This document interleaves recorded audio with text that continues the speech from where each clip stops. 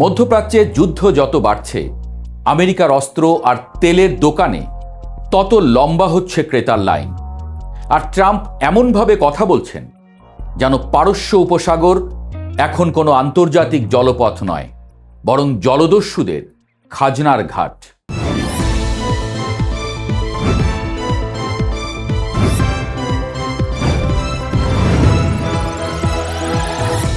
মানুষের ইতিহাসে যুদ্ধকে অনেকেই আদর্শের সংঘর্ষ বলেছেন। কেউ বলেছেন সভ্যতার পরীক্ষা, কেউ বা বলেছেন সাম্রাজ্যবাদের নেশা। কিন্তু ব্যবসায়ীরা যুদ্ধকে অন্য চোখে দেখে। তাদের কাছে যুদ্ধ মানে বাজার, যেখানে একজন মরবে আরেকজন বেচবে। মধ্যপ্রাচ্যের বর্তমান পরিস্থিতি দেখে মনে হচ্ছে এই পুরনো ব্যবসার খাতাটাই আবার নতুন করে খুলেছে আমেরিকা। ইরান আর ইসরায়েলের মধ্যে যুদ্ধবিরতির নাম করে যে ভঙ্গুর শান্তি এখন ঝুলছে, তা অনেকটা গ্রামের মাতব্বরের সালিশের মতো। সবাই জানে ঝগড়া থামেনি, শুধু লাঠি আপাতত মাটিতে রাখা হয়েছে। আর এই বিরতির মধ্যেই আমেরিকা এমন তাড়াহুড়ো করে অস্ত্র বিক্রি শুরু করেছে যেন ঈদের আগে নিউ মার্কেটের দোকানদার। ব্লুমবার্গের প্রতিবেদনে জানা গেছে যুক্তরাষ্ট্র প্রায় $9 বিলিয়ন অস্ত্র জরুরি ভিত্তিতে বিক্রির অনুমোদন দিয়েছে। ইসরায়েল, কাতার, সংযুক্ত আরব আমিরাত, কুয়েত সবাই এখন আমেরিকার অস্ত্রের ক্রেতা। আর এই পুরো আয়োজনের পরিচালক মার্কিন পররাষ্ট্রমন্ত্রী মার্কো রুবিও।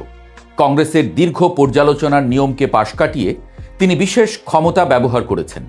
অর্থাৎ যুদ্ধের বাজারে সময় নষ্ট করা যাবে না। বাইরে ক্রেতা যখন দরজায় দাঁড়িয়ে, তখন হিসাব পরে হবে। যুদ্ধের ভয়টাই এখানে সবচেয়ে বড় বিজ্ঞাপন। ফেব্রুয়ারির 28 তারিখে ইরান যুদ্ধ শুরু হওয়ার পর থেকে মধ্যপ্রাচ্যের বিভিন্ন দেশ ইরানি ড্রোন ও ক্ষেপণাস্ত্র হামলার শিকার হয়েছে। ফলে সবার মাথায় এখন একটাই প্রশ্ন, আমার আকাশ কে বাঁচাবে? আর সেই উত্তর হাতে নিয়ে হাজির আমেরিকা। ইসরায়েলকে দেয়া হচ্ছে প্রায় $992.4 million 10,000 advanced precision call weapon system 2।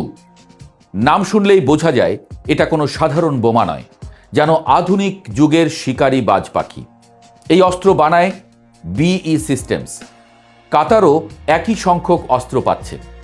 তার সঙ্গে পাচ্ছে $4.01 বিলিয়ন 200টি প্যাট্রিয়ট অ্যাডভান্সড ক্যাপাবিলিটি 2 এবং 300টি প্যাট্রিয়ট 3 ইন্টারসেপ্টর ক্ষেপণাস্ত্র। সংযুক্ত আরব আমিরাতের জন্য আবার $147.6 মিলিয়ন অস্ত্র অনুমোদন দেওয়া হয়েছে। কুয়েতও পিছিয়ে নেই, তাদের জন্য $2.5 billion integrated battle command system আছে। নাম শুনে মনে হয় যেন হলিউডের কোনো সায়েন্স ফিকশন সিনেমা, কিন্তু এই সিনেমার টিকিটের দাম দেয় সাধারণ মানুষ। তেলের দামে, দ্রব্যমূল্যে, যুদ্ধের আতঙ্কে। এই চুক্তির পেছনে আছে নর্থরোপ গ্রাম্যান, আরটিএক্স, লকহিড মার্টিনের মতো জায়ান্ট কোম্পানি। অর্থাৎ যুদ্ধ শুধু রাষ্ট্র চালায় না, কর্পোরেটও চালায়। পৃথিবীতে যত যুদ্ধ হয়েছে তার পাশে দাঁড়িয়ে কোনো না কোনো অস্ত্র কোম্পানি সব সময় লাভের খাতা খুলে বসেছিল। মার্কো রুবিও বলছেন, মধ্যপ্রাচ্যের নাজুক পরিস্থিতিতে দ্রুত অস্ত্র সরবরাহ করা আমেরিকার জাতীয় নিরাপত্তার জন্য জরুরি। অন্যদিকে হরমুজ প্রণালীর পরিস্থিতি এখন পুরো পৃথিবীর অর্থনীতিকে কাঁপিয়ে দিচ্ছে। এই প্রণালী দিয়ে বিশ্বের প্রায় 1/5 তেল ও তরল গ্যাস পরিবাহিত হয়। অর্থাৎ এখানে যদি কেউ হাঁচি দেয়, টোকিওতে পেট্রোলের দাম বাড়ে। এই জায়গাটাতেই এখন যুদ্ধের নতুন কেন্দ্র বানানো হয়েছে। ইরান ও যুক্তরাষ্ট্রের দ্বন্দ্ব এমন জায়গায় পৌঁছেছে যেখানে যুদ্ধ শুধু আকাশে ক্ষেপণাস্ত্র ছোঁড়ার মধ্যে সীমাবদ্ধ নেই। এখন যুদ্ধ হচ্ছে সমুদ্রেও। আর এই সমুদ্র যুদ্ধ নিয়ে ডোনাল্ড ট্রাম্প এমন এক মন্তব্য করেছেন যা শুনে মনে হয় তিনি প্রেসিডেন্ট কম, বরং কোনো জলদস্যু সিনেমার চরিত্র বেশি।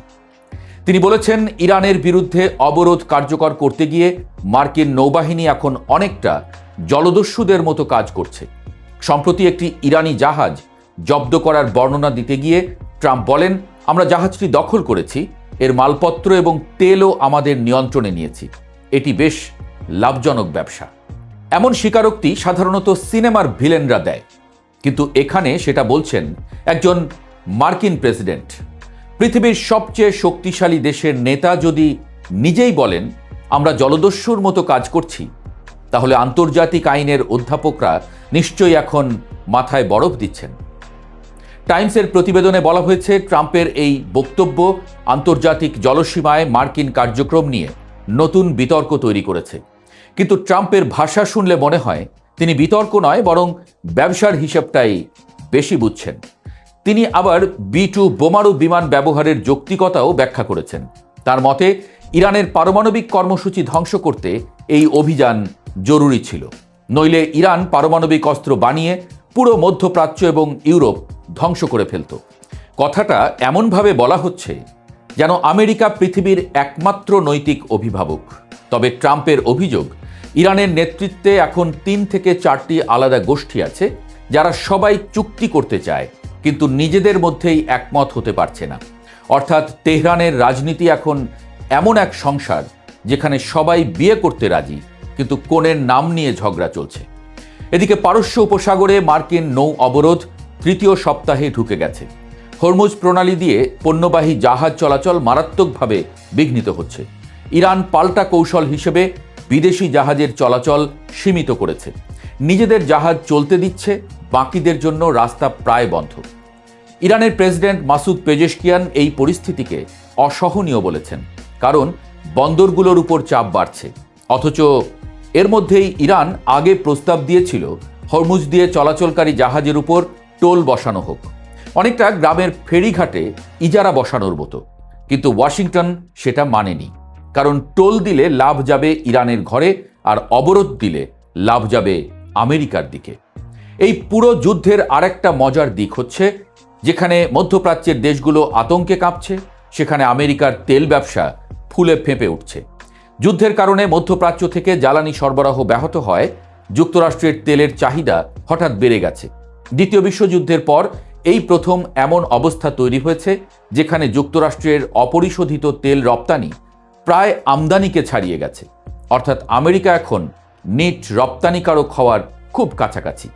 এশিয়া এবং ইউরোপের ক্রেতারা বিকল্প উৎস খুঁজতে গিয়ে এখন আমেরিকার দিকে ঝুঁকছে, ফলে দেশটির তেল রপ্তানি রেকর্ড উচ্চতায় পৌঁছে গেছে।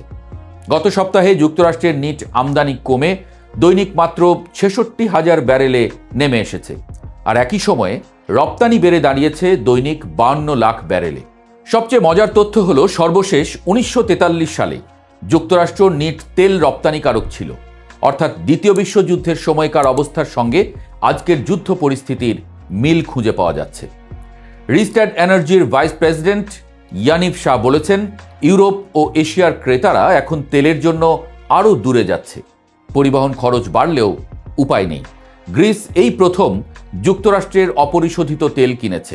তুরস্কও অন্তত 1 বছরের মধ্যে প্রথমবারের মতো মার্কিন তেল আমদানি করছে। কেপলারের তথ্য বলছে, গত সপ্তাহে যুক্তরাষ্ট্রের মোট তেল রপ্তানির প্রায় 47% গেছে ইউরোপে, প্রায় 37% গেছে এশিয়ায়। প্রধান ক্রেতাদের মধ্যে আছে নেদারল্যান্ডস, জাপান, ফ্রান্স, জার্মানি ও দক্ষিণ কোরিয়া।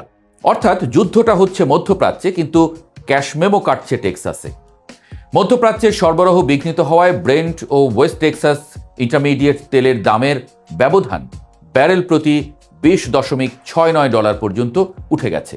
ফলে ইউরোপ ও এশিয়ার শোধনাগারগুলোর কাছে মার্কিন তেল আরও আকর্ষণীয় হয়ে উঠেছে। সোমবার ইউরোপে দ্রুত সরবরাহযোগ্য অপরিশোধিত তেলের দাম ব্যারেল প্রতি প্রায় $150 পৌঁছেছে। আফ্রিকার তেলের দামও নতুন রেকর্ড ছুঁয়েছে। অর্থাৎ পৃথিবী যখন আতঙ্কে জ্বালানি কিনছে, তখন আমেরিকার তেলের কূপগুলো যেন ডলার উগরে দিচ্ছে। তবে বিশ্লেষকরা বলছেন, যুক্তরাষ্ট্র রপ্তানি ক্ষমতার সীমার কাছাকাছি পৌঁছে গেছে। পাইপলাইন, জাহাজ, লজিস্টিক্স সবকিছুর সীমা আছে। কেপলারের বিশ্লেষক ম্যাট স্মিথ বলেছেন, এপ্রিল মাসে যুক্তরাষ্ট্রের তেল রপ্তানি দৈনিক 52 লাখ ব্যারেলে পৌঁছাতে পারে, যা প্রায় সর্বোচ্চ সক্ষমতা। দুবাই ভিত্তিক ব্যবসায়ী বেকজোদ জুকরিতদিনভ বলেছেন, এখন প্রতিটি অতিরিক্ত ব্যারেল রপ্তানির খরচ আগের চেয়ে বেশি পড়বে, বিশেষ করে পরিবহন ও লজিস্টিক্স খাতে। কিন্তু ততক্ষণে ব্যবসা হয়ে গেছে। যুদ্ধের সবচেয়ে পুরনো নিয়ম হলো, যে বাঁচে সে ইতিহাস লেখে, আর যে লাভ করে সে বাজার লেখে। আজকের পৃথিবীতে যুদ্ধ আর শুধু বোমা ফেলার নাম নয়, যুদ্ধ এখন একসঙ্গে 3টি জিনিস: অস্ত্রের প্রদর্শনী, তেলের বাজার আর ভূরাজনৈতিক ব্যবসা। মধ্যপ্রাচ্যে যখন মানুষ বাংকারে আশ্রয় নিচ্ছে, তখন ওয়াশিংটনের বোর্ডরুমে কেউ না কেউ হিসাব করছে আর কত ক্ষেপণাস্ত্র বিক্রি হবে, আর কত ব্যারেল তেল রপ্তানি হবে।